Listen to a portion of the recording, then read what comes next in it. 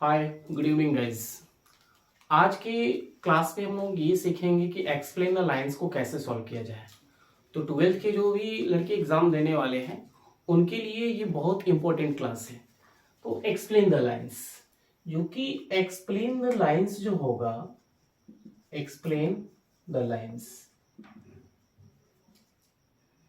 Explain the lines जो है आपका दो सेक्शन में बटा हुआ होता है। कितने सेक्शन में? दो सेक्शन में।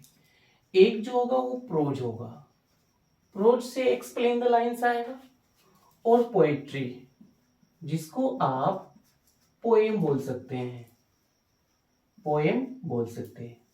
अभी जो आपको लाइंस को एक्सप्लेन करने का जो टेक्निक बताया जाएगा, जो ट्रिक्स बताया जाएगा, वो बहुत इजी वे में होगा, चाहे वो प्रोज से हो या पोएट्री से हो।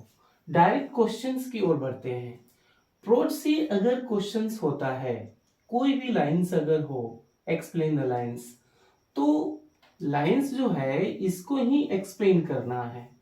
तो ये जो होगा, एक नहीं, दो नहीं, तीन नहीं, चार चार क्वेश्चंस आएंगे इसमें। चार लाइंस होंगे जो कि ए बी सी डी इस तरह का क्वेश्चंस का नंबरिंग होगा, A B C D E करके, या डी भी तक हो सकता है, जिसमें से किसी एक का ही जवाब देना है। मान लीजिए कि अगर आपको ए नंबर का क्वेश्चन समझ में आ रहा है, इसकी लाइन समझ में आ रहा है कि ये लाइंस किस प्रोज से है और इसका राइटर क्या है, तो वो आप ए लिख सकते हैं या बी लिख सकते हैं, ये आपके ऊपर डिपेंड करता है। तो इसमें से अगर किसी एक का भी रिप्लाई करते हैं, जवाब देते हैं, तो ये 4 मार्क्स का होता है। कितने मार्क्स का होगा?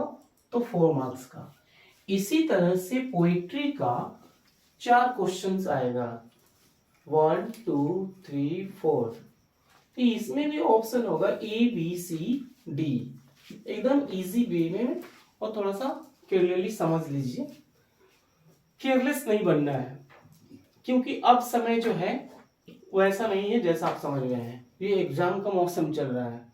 तो पोएट्री से भी 4 लाइंस होंगे, ऑप्शन ए में, option B, option C, option D. तो इसमें से है किसी एक का ही जवाब देना है, जिसके लिए भी आपको 4 मार्क्स मिलेगा। तो टोटल जो है एक्सप्लेन द लाइंस जो है, इससे कितने मार्क्स का क्वेश्चन निकल रहा है? 8 मार्क्स का क्वेश्चन निकल रहा है। अगर ढंग से, अगर अच्छे से अगर पढ़ लीजिएगा यार, 8 नंबर तो आपका फिक्स है, आना ही आना है। लेकिन कुछ टेक्निक है, कुछ ट्रिक्स है, कुछ की वर्ड्स होता है, उसको एक्सप्लेन द लाइंस के लिए जो है मात्र 3 ऐसा जो है 3 पॉइंट्स जो है आप अपने माइंड में सेव कीजिए। 3 points, 3 points remember in your minds. इससे क्या होगा कि आपका एक्सप्लेन द लाइंस और इजी हो जाएगा।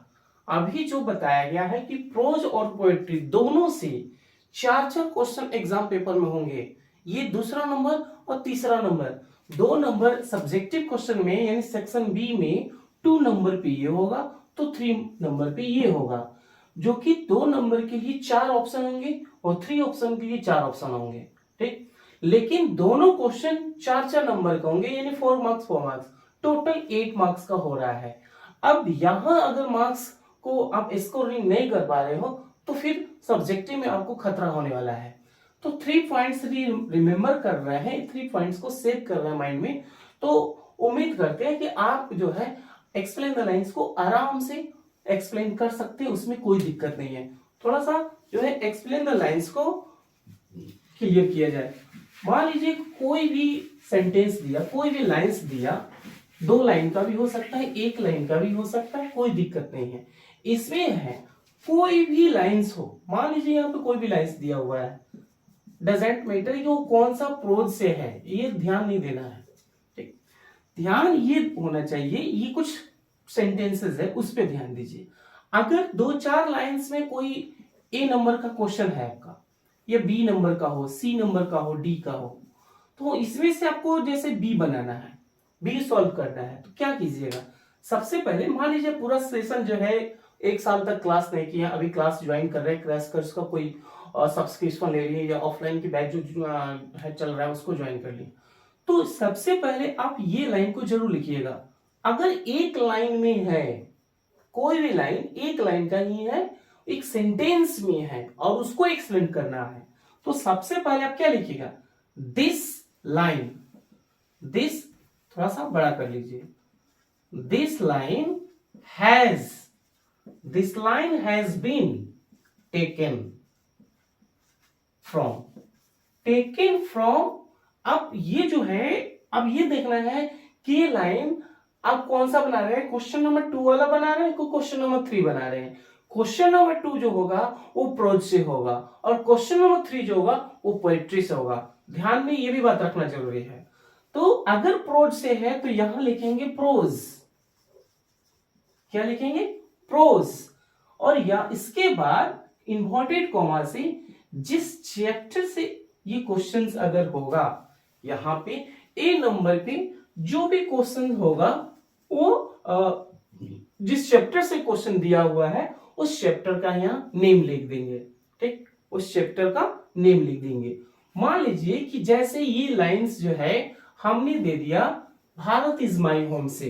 ठीक, भारत इज माई होम से कोई क्वेश्चन दे दिया, जैसे बोल दिया गया है यहां कि it is the business of education, of education, it is the business of education dash dash quality dash dash quality of the nation, of the nation। एक लाइन है ये एक ही लाइन में कंप्लीट हो रहा है। it is the business of education dash dash quality of the nation। तो ये एक लाइन का, तो जैसे एक वर्ड दिखाई दिया यहां बिजनेस ऑफ एजुकेशन, तो पूरे प्रोज में भाई जितने टोटल 11 चैप्टर है, 11 चैप्टर है, और 11 चैप्टर में बिजनेस ऑफ एजुकेशन या नेशन की बात किस चैप्टर में की जा रही है, ये ध्यान में। अगर जो बेसिकली नहीं पढ़े हैं उनको थोड़ा सा प्रॉब्लम हो सकता है, क्योंकि अब बिल्कुल नहीं पढ़े हैं तो आपको ये भी पता नहीं है कि बिजनेस ऑफ एजुकेशन किस टॉपिक में चर्चा हुई है। जब ये नहीं पता चलेगा तो फिर चैप्टर का नाम याद कैसे होगा, और जब चैप्टर का नाम पता नहीं होगा तो फिर मेरे भाई आप उस राइटर का नाम कैसे लिखिएगा, और जब उस राइटर का नाम नहीं पता होगा तो फिर ये लाइन कहना क्या चाहता है ये जरूरी है। तो मैं यहां पे बता रहा हूं, जैसे ये हमको पता है और आप में से बहुत सारे लोगों को पता है कि ये लाइन जो है ये किस टॉपिक से लिया गया है, किस चैप्टर से लिया गया है, तो ये लिया गया है भारत इज माई होम से। Bharat is my home, Bharat is my home, यहां जाकर ये एक सेंटेंस कंप्लीट हो रहा है। अब इसका राइटर कौन है ये भी बताते चले, तो आप लिखिएगा which has been written by doctor Zakir Hussain, doctor Zakir Hussain, doctor Zakir Hussain. तो इतना तो क्लियर हो गया ना कि आपको ये लाइन पता चल गया कि ये भारत इज माई होम से है, और भारत इज माई होम का राइटर कौन है, तो वो है डॉक्टर जाकिर हुसैन। तो मैं जो 3 स्टेप बता रहा था, 3 पॉइंट्स, वो क्या क्या चीज है, तो 3 स्टेप में पहला स्टेप जो है आप चैप्टर्स का नाम क्लियर कीजिए, चैप्टर्स नेम, यानी वो लाइन जो है वो लाइन किस चैप्टर से लिया गया है, फर्स्ट पॉइंट ये हुआ।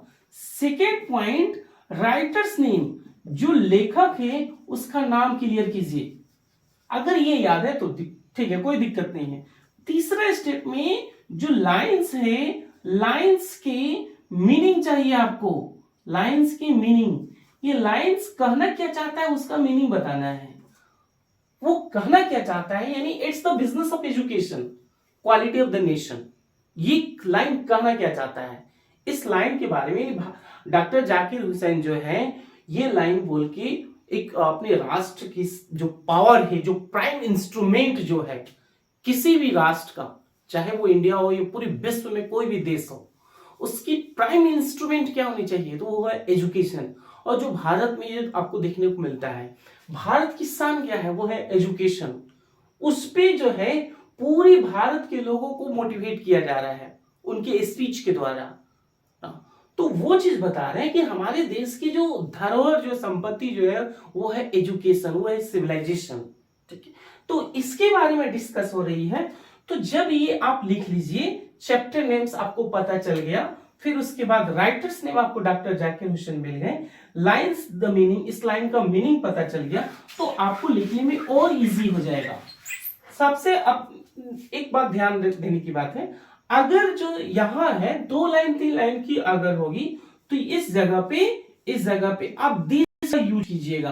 क्या चीज का यूज कीजिएगा? दिस का। जब यहां दिस हो जाएगा तो यहां हो जाएगा लाइन्स, ये बताने की चीज नहीं है लेकिन फिर भी, और यहां हैव हो जाएगा, राइट। तो this lines have been taken from, it is कर सकते हैं, फ्रॉम प्रोज, उसके बाद जो चैप्टर है उसका नाम लिख दीजिएगा, ये है। उसके बाद थोड़ा सा पैराग्राफ चेंज कीजिए, और तो यहां पे इन दिस लाइन, अब एक ही है ना, तो इसलिए लिखिएगा इन दिस लाइन, ये पैराग्राफ जो है होनी चाहिए in this line. The poet wants to express, wants to say कर दो, वांट टू से दैट। अब वो क्या कहना चाहते हैं उसके बारे में लिख लीजिए, इसके बारे में लिख लीजिए। अब यहां पे कोई भी पोएट्स, कोई भी चैप्टर्स के बारे में लिखा गया हो, उस चीज के बारे में इजी गोइंग में आप लिख सकते हैं। तो 11 चैप्टर आपका है, 11 चैप्टर को थोड़ा सा रीडिंग करने की जरूरत है, और उसका राइटर्स नेम की जरूरत है। राइटर्स नेम के साथ साथ जब आप रीडिंग करना शुरू कर दीजिएगा, इस तरह से रोज एक एक प्रैक्टिस कीजिएगा। अभी है समय, घबराने की बात नहीं है, मेरे साथ जुड़े रहें और रोज का रोज आप अपडेट रहें, मैं भी आपके साथ अपडेट रह रहा हूं। थोड़ा सा आप चैनल को जो है सब्सक्राइब करते रहें ताकि आपको अपडेट मिलता रहे। तो इस तरह से जितने भी एक्सप्लेन द लाइंस होगा, पोएट्री से हो, प्रोज से हो, इसका जो भी शॉर्टकट की है वो मैं देने के प्रयास करूंगा। अभी एक लाइन में एक क्वेश्चंस बताया, वो सिर्फ भारत इस भाइयों से, इसमें ये बताने के प्रयास किया गया है कि 3 पॉइंट जरूर याद करवाए कि लाइंस जो है वो किस चैप्टर से है, और वो चैप्टर का राइटर, जब ये पता चल जाएगा ना तो चैप्टर का नेम पता चल जाएगा, चैप्टर का नेम जब पता चल जाएगा तो उसका राइटर नाम नेम पता चल जाएगा, फिर उसके बाद वो लाइंस कहना क्या चाहता है उसका जिक्र यहां पे ये जरूर लिखिएगा। In this line the poet wants to say, या द पोएट डिस्क्राइब अबाउट, किस चीज के बारे में डिस्क्राइब कर रहे हैं, किस चीज के बारे में एक्सप्रेस कर रहे हैं, तो जो भी हो वहां पे उसको इंक्लूड करना है।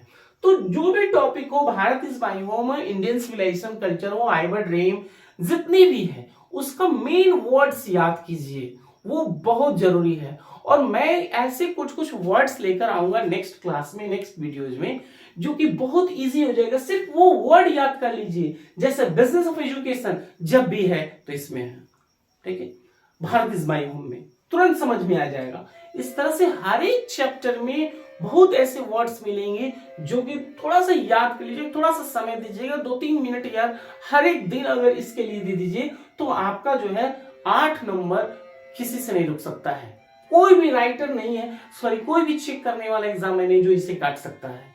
तो बिल्कुल यहाँ 4 मार्क्स आपको मिलना तय है अगर ये 3 स्टेप दिमाग में रहता है, 3 पॉइंट दिमाग में होती तो निश्चित है, गारंटी है, इसमें 110% गारंटी है। तो इस तरह की वीडियोस को, इस तरह की क्लास को अपडेट करने के लिए आप चैनल को सब्सक्राइब करें, लाइक करें। Thank you.